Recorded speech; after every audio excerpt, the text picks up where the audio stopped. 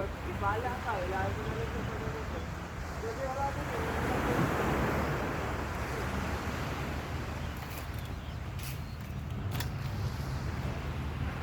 Ayaw talaga. Ayaw talaga po.